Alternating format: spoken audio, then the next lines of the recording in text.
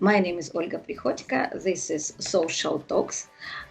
We are so honored to have here tonight with us the legendary dancer. I think I don't need to speak much about this person. I will just say that this is Mr. Adolfo Indacochea. Good afternoon. Thank you very much. Glad to be here. To share everything I can with all the community, the salsa community. So thank you so much for the invitation. Adolfo, you said that you are in New York right now, but according to your T-shirt, you are in. Yes. If Vladimir is seeing this, wearing his T-shirt. So it's just definitely my favorite summer event. How are you doing in New York City? What is your main activity right now in terms of this pandemic situation all over the world, and how do you adapt to the new realities? It has been a blast because I got to spend time with my daughter Amneris, and I haven't had that chance in the past. I've been able to see my daughter growing every single day, and I feel very fortunate that I'm able to work with my dancing. I'm doing virtual lessons all the week. I have my virtual school, Mambo Virtual Academy, and keep training almost every day. So, of course, being respectful with everything that happened, with a lot of people lose their loved ones and everything. But like you said, we're adapting, doing the online lessons and training and expecting things to be over, but not to be over. Not because right now we cannot perform, that doesn't mean that we don't train. So we need to keep going forward as a community. We need to be strong, and I think it's my responsibility too to lead the community back on track. So we need to set the example. Mambo Land Milano is transferred to online Mambo Virtual Dance Academy. Am I right? It's something. Actually, it's our staff, my own team. I have Tanya, Amneris, Lorenita, and a few other artists, and it's a way to give people the opportunity to study at a high quality level without traveling, right? Because now you can travel anywhere. So if you want the best quality on, of course, best quality live stream and great quality. With worldwide known dancers, Mambo Virtual Academy is the place to be. So I think it has helped a lot of people during this pandemic. So I'm very proud of it. Before the pandemic, you were traveling a lot. How many countries are on your map? Did you count? I think the last time I counted, it was like a year and a half ago. It was like a 67, I think. So probably a lot more now. But, like in some countries, you go to many different cities, so they just count as one. But yes, I have been traveling the past 16 years every single weekend. Sometimes 3 countries in a weekend, 4 countries in a weekend. So, being those weekends in Europe when the cities are so close by. And where would you maybe you still dream to visit and you didn't have an opportunity? I think I've been in every single place that I was looking forward to be. I would like to keep going to places that I haven't been. I would love to go to Venezuela, but the situation over there right now is a little bit difficult. There's a few places I would love to go. I have to go to Vietnam again. Yeah, I wasn't able to go last year. So there's a few countries left on my list that I would like to see. But when you travel, just very interesting, do you have any special requirements for the organizer, like non-standard rider? No, honestly, I always say that I'm very, very easy to work with. Normally, when I travel international, yes, I ask a little bit more for a different class of flight, because now international flights, if you buy the most economy ticket, you have space not even to put your shoes, so you have an extra luggage. But normally, I'm very, very easy to work with. I don't need a 5-star hotel, but we do request at least 3 stars. when I travel with my dancers, like they have their meals and basics. But I believe we're very, very easy to work with. We don't expect the special treatment. We just expect have all the essential to be able to do our job at the fullest. As Super Mario mentioned in my interview that double bed is his main requirement. Yeah, but he's a big guy. I'm a small guy. I can fit in a small bed. You inspire so many people around the world, being such a profound teacher and unique artist. Who are those dancers who were inspiring you at the beginning of your dancing? Well, definitely the most important influence on myself is Eddie Torres. Eddie Torres is my mentor, and he taught me a lot. So I was very lucky to have him as my mentor. Then I'm a fan of Freddy Rios, Mike Ramos. Freddy Rios, it's an inspiration for me. Freddy Stairs, Nico's brothers, other dancers that I admire a lot, Tito Hortos, Fernando. I like a lot of elegant dancers. So Fred Stairs, Gene Kelly have been, and they are a big inspiration for me. Tito Hortos is it's one of my favorite male dancers, of course. Michael Fons, Wilmer, Juan Matos, Franklin Diaz, Frankie Martinez. I always admire all of them. And, when I started, all of them were dancing already. So I definitely got inspired by them. And for me, I just feel very lucky that I'm able to share the stage with all of them. Tell us please about this amazing experience of working with Mr. Eddie Torres and how he influenced your career this time with his company.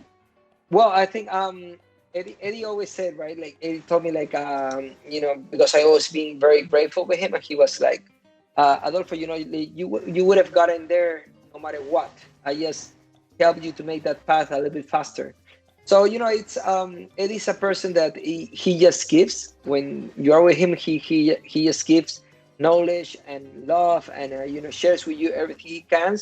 And I think that's what inspires us, right? Like we feel inspired by that, and we want to learn more. And he motivates us, and he always motivates us to find ourselves. And I think he has been my greatest inspiration. I always want to take Mambo to a special place, and I just feel lucky. I'm very grateful and lucky that I was under his wing, and he always helped me in everything he could, like dancing. And when I was under him, I was there next to him all the time in every single class. Didn't matter if I was beginner, intermediate, whatever, and it was a great experience. Are you a spontaneous person, or you weigh all your decisions? No, I always think about my decisions, but I go with my heart. I always go with my heart. I have this thing in the stomach that tells me now is the right time to do something, and I do it, and I pursue what once I put my eye into that goal, I go and I do whatever I have to do to get there. I work hard to get there. And if I make a mistake, let it be. Like I'd rather do a mistake with something that I believe in, even if afterwards doesn't work out. That don't make a mistake and don't risk because I was scared. Like I always go by heart, and sometimes gave me troubles, but also have given me great satisfaction. So I'm very happy about that. I'm very proud. And I will always say, do what you feel, do what you think. Even people can give you advices, like I always say, people can give me advices, and sometimes people get upset because you don't follow their advices. But I'm like, listen, I'm asking for advice. I'm not saying I'm going to do that. I have to do what I feel, have to do what I feel. And if I have to hit my head in the wall because I did what I was feeling, let it be. Which other dance styles besides Mambo you were learning, you were trying, and what was the most difficult for you? He said, Eddie always told me, like, try to train a little bit of everything. So, when I was here in New York, like about 15 years ago, I would take flamenco lessons, I would take jazz lessons, I would take Danom technique lessons, I would take African dance lessons, Afro-Cuban lessons. When I was a kid, I did many years folkloric dance. So I always like to keep mambo, right? I always like it to keep like mambo. So what I did is I took many different lessons to get inspired, and I pushed it, but I never got really into anything else as deep as mambo because I just didn't like it as much like that. I just was going to study just to get influences, to get inspiration and create new stuff in mambo. So yes, I have trained in a lot of stuff, but I haven't specialized in anything. So I've always been able to learn things very quick and get good at it. But I only have devotion for mambo. So that's where why I keep doing what I'm doing. And, when I can take all the lessons I do, but just to get an inspiration, just to fusion it. What is the core of your teaching philosophy? The thing is that I believe there's some places that you could teach, like sometimes, I don't know, when we have an event in a nightclub, whatever, and, people just needs to have fun. That's one thing. But when I'm teaching at a congress, or when I'm teaching at a school, people that comes to train with Adolfo Indacochea is not people that just want to have fun. That just want to, I'm going to go to have fun. People that comes to Adolfo Indacochea is people that want to train. They want to learn, that they're expecting something from me, for my teaching. So that's what I cannot, I have to give them that. I have to give them what they expect, and I have to show them that in order to be a professional. Most of all, people that comes to my workshop, as they respect myself, but also they have to respect their fellow students. I always say, when in the class, you follow the rules. If you don't like the class, the rules, you don't have to take the class. Nobody obligates you. But when you're in the class, you need to follow the rules, because it's about, I'm the one that have to respect what I do.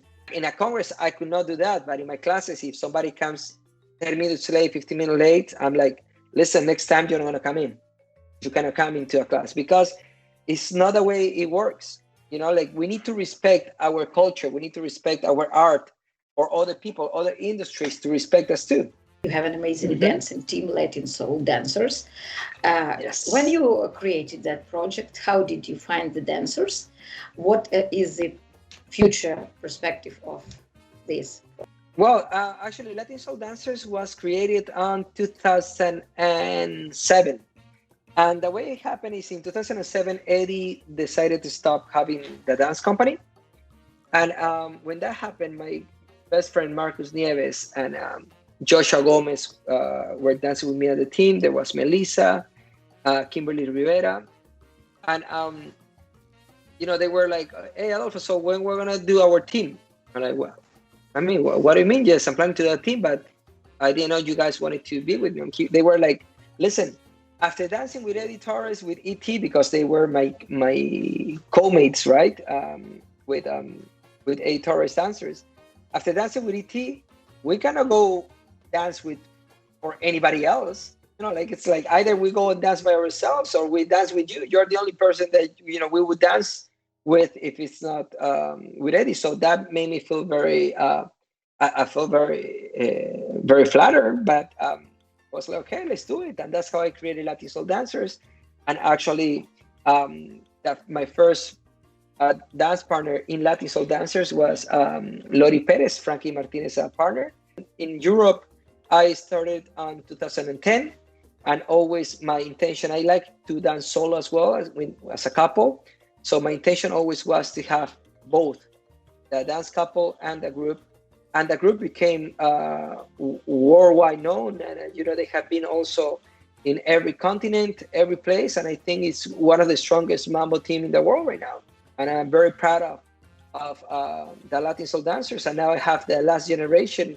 The video that you just put a little bit ago, they have 18 years old, 22 years old, 23 years old. They're young, they're passionate, and they're very diverse. I have people from Mexico, from Italy, from Poland, from everywhere, from Peru. I'm proud of my team. When you create your shows, either for Latin soul dancers, either for couple shows, how do you find inspiration, and how do you react on the fact that there are a lot of people who copy, especially top artists, and no. I mean, like I think that the fact that people copy me or the team, it's just something to be thankful for, because I think it's very flattering that people want to get inspired by you, and I think that's great. And I'm not worried about if they copy the same thing or not, because at the end, they can copy what they see, but they cannot copy what they feel, about what we feel. So that I'm not worried about that at all. And also because for me, so thank God, it's so easy to create that like people think like how many months you take to choreograph a number. I'm like, listen, with my dancers, normally if I feel like I want to do a new song, I can choreograph it on Tuesday. On Friday we take it on the show already. Like we're very, very quick on that. They already got how it is to work with me, and to choreograph a number, it takes us 1 hour, 1 hour and a half. It's very quick, because you just need to find that right inspiration. So I just think I'm just thankful if anybody wanna imitate us or copy us. I listen to salsa every day, and when I find a song that I think that give me chills, that's what that's the one I wanna choreograph, and I put it on my performance tunes album, and then when the moment comes that like I feel inspired, I start choreographing.